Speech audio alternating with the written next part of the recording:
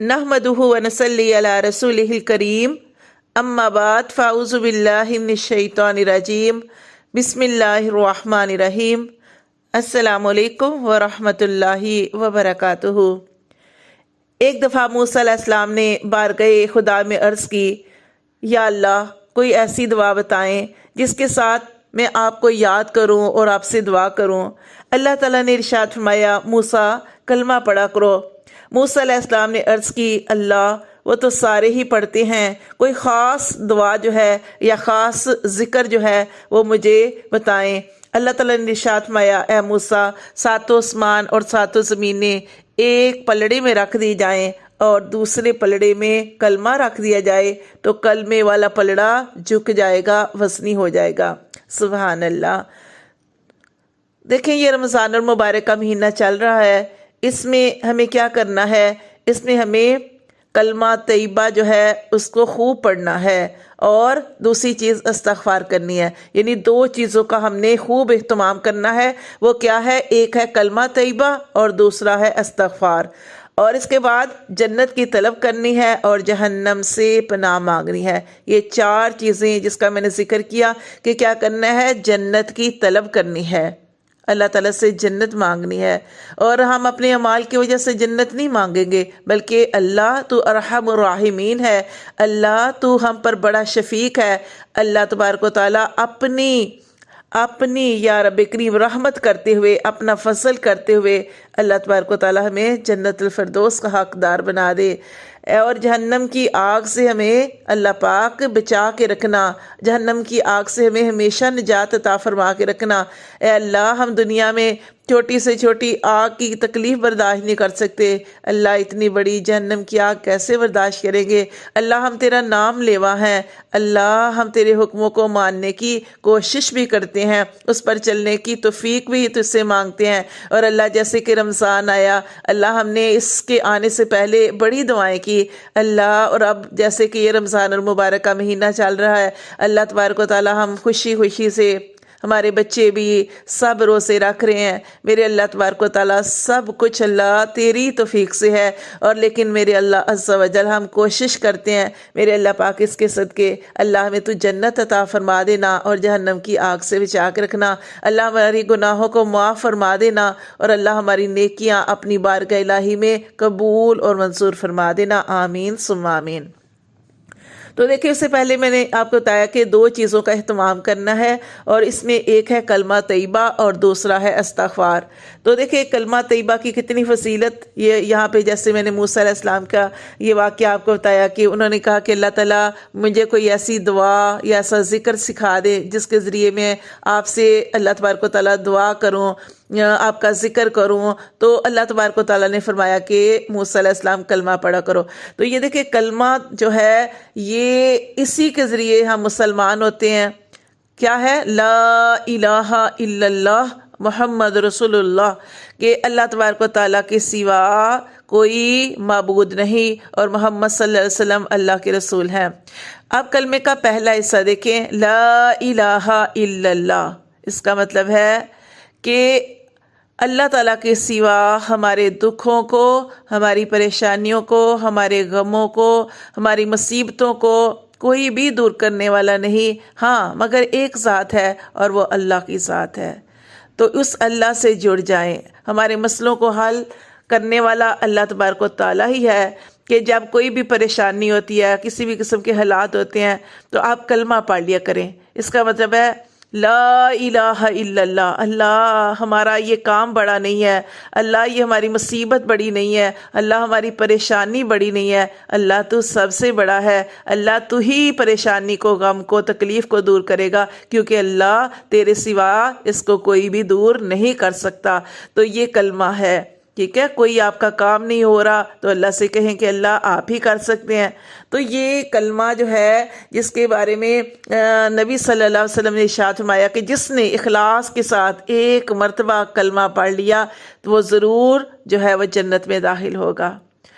तो कलमा तैयबा को खूब विर्द करना है, खूब ज़िक्र करना है, और इसका तर्जमा जहन में रखते हुए, जैसे मैंने आपको बताया कि ला इलाहा इल्लल्लाह, کوئی معبود نہیں، کوئی عبادت کے لائق نہیں، کوئی پریشانیوں دکھوں کو دور کرنے والا نہیں، ہاں الا اللہ، مگر اللہ ہے، مگر اللہ ہے۔ یقین کے ساتھ، اللہ کے ساتھ یقین کا معاملہ رکھیں کہ کوئی بھی کسی بھی قسم کی پریشانی ہے، بیماری ہے، دکھ ہے، وہ ساری مصیبتوں سے اگر آپ نجات چاہتے ہیں تو خوب کلمہ پاک کا ورد کریں، کلمہ کا ذکر کریں۔ دیکھیں یہ کلمہ کا ذکر کرنا کیوں ضروری ہے کہ قیامت والے دن ایک شخص کے جو ہے نامہ اعمال کو دیکھا جائے گا اور اس کے 99 اعمال کے دفاتر جو ہیں وہ گناہوں سے بھرے ہوں گے، 99 اعمال کے دفاتر گناہوں سے بھرے ہوں گے۔ وہ جب اپنے گناہوں کو دیکھے گا تو اللہ تعالیٰ سے پوچھیں گے کہ یہ جو جتنے بھی گناہ لکھے گئے ہیں کیا اس میں سے کسی کا تو انکار کرتا ہے کہ میرے فرشتوں نے لکھنے میں زیادتی کر دی؟ وہ کہے گا نہیں اللہ تبارک و تعالیٰ یہ سارے گناہ میں نے کیے۔ وہ اپنے گناہوں کا اقرار کرے گا کہ اللہ تیرے فرشتوں نے حق لکھا، سچ لکھا، یہ سارے گناہ میں نے کیے۔ اللہ تعالیٰ پھر اس سے جو ہے وہ کہیں گے کہ کوئی عذر پیش کر کے، کوئی عذر تھا تیرا، کس وجہ سے یہ سارے گناہ کیے؟ لیکن وہ کوئی جواب نہیں دے گا۔ وہ کہے گا کہ اللہ میں سارے گناہوں کا اقرار کرتا ہوں، بس مجھ سے یہ گناہ ہو گئے۔ تو اللہ تبارک و تعالیٰ اس دن اس پر بڑے مہربان ہوں گے، شفیق ہوں گے۔ اللہ تبارک و تعالیٰ اسے بار بار پوچھیں گے اور پھر اللہ تبارک و تعالیٰ فرمائیں گے کہ دیکھو میرے پاس تمہاری ایک نیکی ہے، ایک نیکی۔ اور پھر اللہ تبارک و تعالیٰ اسے ایک پرچہ دیں گے، چھوٹی سی پرچی ہوگی، اس کے اوپر کلمہ لکھا ہوگا۔ تو اللہ تبارک و تعالیٰ فرمائیں گے کہ جاؤ یہ اس کو جا کے تلوا لو۔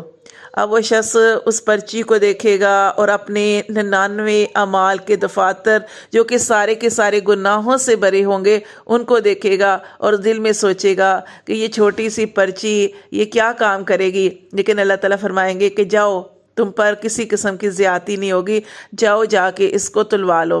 اب یہ شخص جو ہے وہ جائے گا اور ایک طرف اس کے 99 اعمال کے دفاتر جو کہ گناہوں سے بھرے تھے اور دوسری طرف یہ کلمہ پاک کو رکھ دیا جائے گا، اس کلمے کو رکھ دیا جائے گا۔ اور دیکھیں اللہ تعالیٰ کے نام سے زیادہ وزنی کوئی چیز ہو نہیں سکتی۔ ایک طرف اس کے سارے گناہ ہیں اور دوسری طرف صرف یہ کلمہ ہے، تو یہ کلمے والا پلڑا جو ہے وزنی ہو جائے گا۔ سبحان اللہ۔ تو اس لیے کلمہ پاک کا خوب ورد کرنا چاہیے۔ لا الہ الا اللہ، لا الہ الا اللہ، اور پورا کلمہ پڑھنا چاہتے ہیں پورا کلمہ پڑھیں، لا الہ الا اللہ محمد رسول اللہ، کہ اس میں ہم اللہ تعالیٰ کی بھی عبادت کا ذکر کر رہے ہیں، کہ اللہ تعالیٰ کی توحید کا بیان کر رہے ہیں کہ اللہ تبارک و تعالیٰ تیرے سوا کوئی معبود نہیں، اور محمد صلی اللہ علیہ وسلم اللہ تیرے رسول ہیں، کہ یہ محمد صلی اللہ علیہ وسلم تیرے رسول ہیں۔ تو کلمہ مکمل ہی نہیں ہوتا جب تک کہ لا الہ الا اللہ کے ساتھ محمد رسول اللہ نہ کہا جائے کہ محمد صلی اللہ علیہ وسلم اللہ تعالیٰ کے رسول ہیں۔ تو اس کے بعد دوسری چیز جو کرنے کے لیے کہا گیا ہے وہ استغفار ہے۔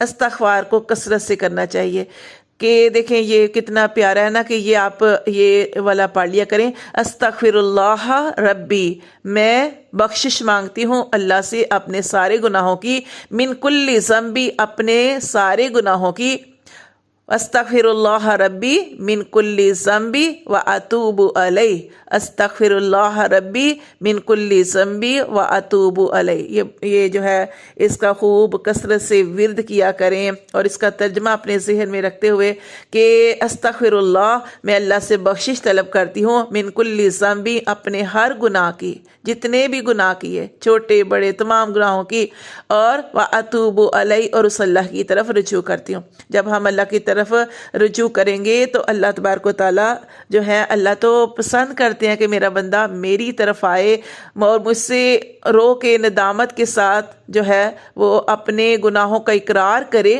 تو میں اس کے پچھلے سارے گناہ معاف کر دیتا ہوں۔ تو یہ اللہ تبارک و تعالیٰ ہمارے اوپر بڑے مہربان ہیں، شفیق ہیں۔ اللہ تبارک و تعالیٰ نے ہمیں بنایا، اللہ تبارک و تعالیٰ ہمیں عذاب نہیں دینا چاہتے، تو پھر کیوں نہ ہم اس رحمان کی طرف جائیں، اس رحم کرنے والے کی طرف جائیں، اس شفیق کی طرف جائیں، اور کیوں نہ اس رب سے معافی مانگے۔ تو اس لیے کیا کرنا ہے کہ جنت کی طلب کرنی ہے، جہنم سے پناہ مانگنی ہے، کلمہ طیبہ کا خوب ورد کرنا ہے، اور استغفار کرنا ہے۔ تو اللہ تعالی ہم سب کو توفیق عطا فرمائے، اور اللہ تبارک و تعالیٰ جتنے بھی باقی روزے رہ گئے ہیں اللہ تعالی ہم سب کو خیر و عافیت کے ساتھ رکھنے کی توفیق عطا فرمائے۔ اللہ تبارک و تعالیٰ جو بھی ہم اس رمضان کے اندر محنت کر رہے ہیں اللہ ہم سب کی محنت کو اپنی بارگاہ الہی میں قبول اور منظور فرما کے ہم سب کی مغفرت فرمائے، ہمارے پچھلے تمام گناہوں کو معاف فرمائے، اور آئندہ زندگی میں ہمیں نیکیاں کرنے کی اور نیکیوں کے ساتھ جڑنے کی اور اچھی محفلوں اچھی صحبتوں کو اختیار کرنے کی توفیق عطا فرمائے۔ آمین ثم آمین یا رب العالمین۔